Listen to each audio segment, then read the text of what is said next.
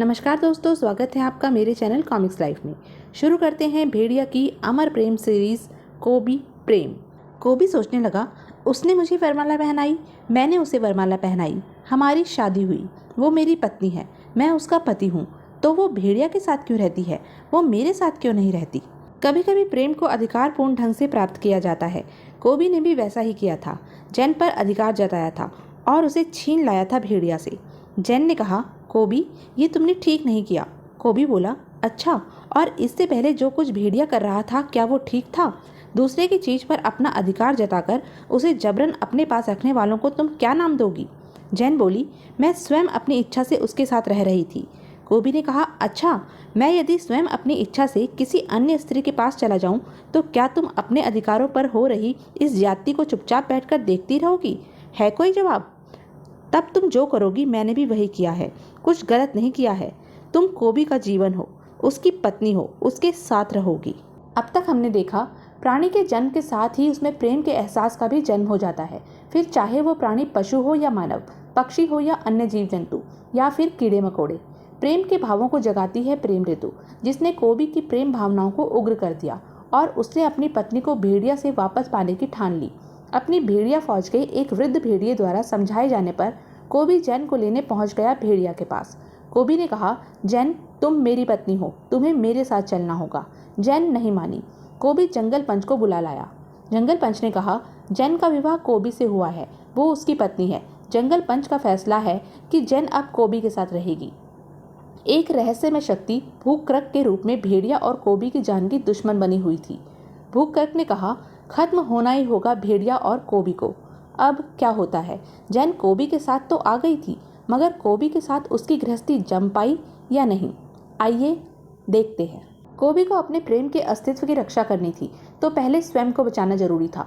कोबी सोचने लगा, ओह, ये मुझे कुचलने के लिए पांव चला रहा है, हाथी कुचल डालता उसका सिर। कोबी ने सोचा, ये अकारण मुझ पर हमला क्यों कर रहा है? जैन बोली, कोबी बचो। कोबी ने कहा, मुझे खरगोश या बालू का ढेर समझा है क्या? कोबी के बल के आगे हाथी की क्या औकात थी। कोबी ने उठने की चेष्टा ही की थी कि कोबी बोला, अरे, एक और भी है। कोबी ने बहुत से हाथियों को देखकर सोचा, ये तो कई हैं, सब सुनियोजित ढंग से हमला कर रहे हैं। ये सुनियोजित हमला है। उफ, ये तो मुझे तोड़ डालने का इरादा रखते हैं। इनका तीसरा हाथी भी मेरी ओर दौड़ा आ रहा है। वो मेरी छाती पर पाँव रखेगा तो ये दोनों मुझे छोड़ देंगे और मैं कुचला जाऊंगा। कोबी की पूंछ हवा में सरसराई। कोबी सोचने लगा, इन हरामखोरों को सबक तो अब मैं सिखा कर ही रहूंगा। नुकीली शाखा सिर पर गिरी तो तड़प उठा हाथी। हाथी जंगली थे, मगर स्वभाव में कोबी से अधिक नहीं। कोबी बोला, अब अंधा होकर सारी उम्र ठोकरे खाएगा। हाथियों का हमला भी जबरदस्त था। कोबी सोचने लगा, ओह नहीं, ऐसी समझदारी हाथियों में कहाँ से आ गई? कोई राज है, कोई राज है।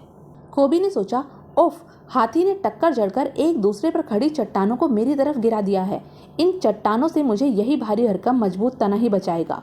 कोबी बोला, जैन, तुम घबराना नहीं, इनकी तबीयत तो मैं थोड़ी ही देर में ठिकाने लगा दूंगा। जैन, देख रही हो हाथी कितनी समझदारी से हमला कर रहे हैं। जानती हो इनके पीछे किसकी समझदारी है? कोबी नाम नहीं बता पाया। कोबी बोला, ओह, लकड़बग्गे। जैन ने कहा, कोबी बचो, ये तो पलक झपकते ही हड्डियों को तोड़ डालते हैं। कोबी ने कहा, ये हड्डियां कोबी की हैं, जो खुद भेड़िया है। जैन बोली, कोबी, वो तुम्हारी पिंडलियों को फाड़ डालेगा। कोबी पुकार उठा अपनी भेड़िया फौज को, चले आओ मेरी भेड़िया फौज के सिपाहियों। गुर्राती आ गई भेड़िया फौज। कोबी का क्रोध 7वें आसमान पर था। कोबी बोला, तुम जिसकी गुलामी कर रहे हो उसका भी यही हाल करूंगा। दर्जनों भेड़िए घसीट ले गए थे उन खूनी लकड़बग्गों को। जैन ने कहा, कोबी, तुम ठीक हो ना? कोबी बोला, किसी की मंशा मुझे ठीक नहीं रहने देने की हजार भले ही हो, किंतु कोई मेरा कुछ बिगाड़ नहीं सकता। जैन बोली, उफ, तुम तो घायल हो। कोबी ने कहा, ये जख्म जिस भेड़िए ने दिए हैं, यदि खुद उसे लगे होते तो तुम्हारा कलेजा मुंह को आ गया होता। जैन ने कहा, मुझे देखने दो।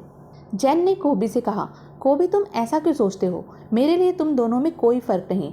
आओ मेरे साथ। नदी के दो किनारों की तरह हो तुम दोनों मेरे लिए, और मैं जल की धारा की तरह तुम दोनों को बांधे हुए हूँ।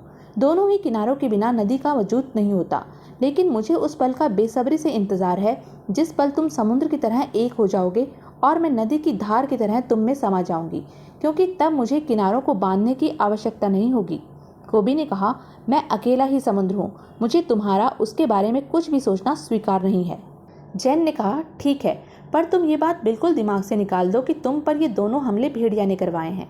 कोबी बोला, हमेशा उसी का पक्ष लोगी, उसी ने करवाए हैं, और उसका साथ वो बुढ़ा रूढ़ा फूजो दे रहा है।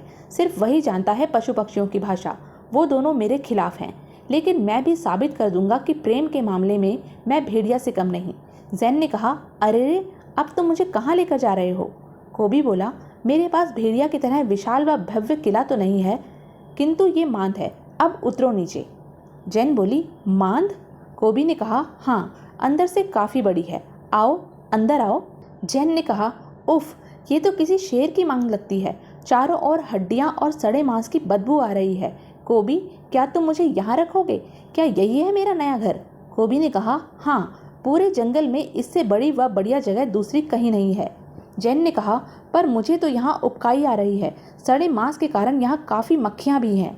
कोबी ने कहा, अच्छा, तो फिर चलो। जैन बोली, कहाँ जा रहे हो?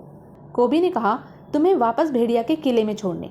जैन बोली, तुम तो बुरा मान गए, छोड़ो मेरा हाथ, मेरा वो मतलब नहीं था, तुम इस वातावरण में रहने के आदी हो। कोबी, मैं ये कह रही थी कि मान को पहले मेरे लायक तो बनाना होगा।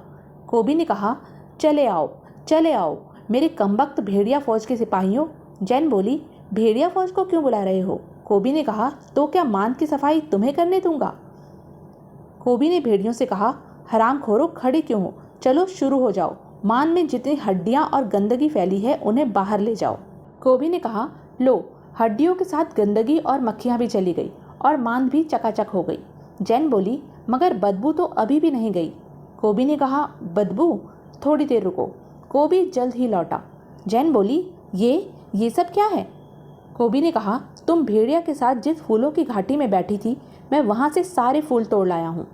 अब देखो मांद कैसे फूलों की घाटी की तरह महक उठी है।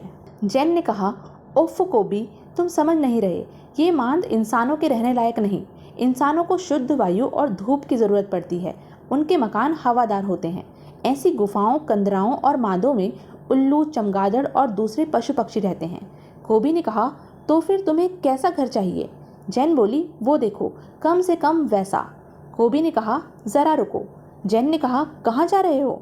कोबी ने कहा, तुम्हारे लिए वही घर लेने गया था जो तुम्हारे रहने लायक है। जंगलवासी बोले, हमारा घर? जैन ने कहा, कोबी, दूसरे का घर उजाड़कर अपना घर नहीं बनाया जाता। वो देखो, एक चिड़िया भी एक एक तिनका इकट्ठा करके अपना घोंसला खुद बनाती है। कोबी ने कहा, और फिर उसमें अंडे देती है, फिर उन अंडों में से बच्चे निकलते हैं और उनका वंश आगे बढ़ता है। मैं समझ गया जैन, मैं समझ गया, मैं अभी आता हूँ। तो यह थी अब तक की कहानी। आगे की कहानी जानने के लिए बने रहें मेरे साथ, और हाँ, मेरे चैनल को लाइक, शेयर और सब्सक्राइब करना ना भूलें। धन्यवाद।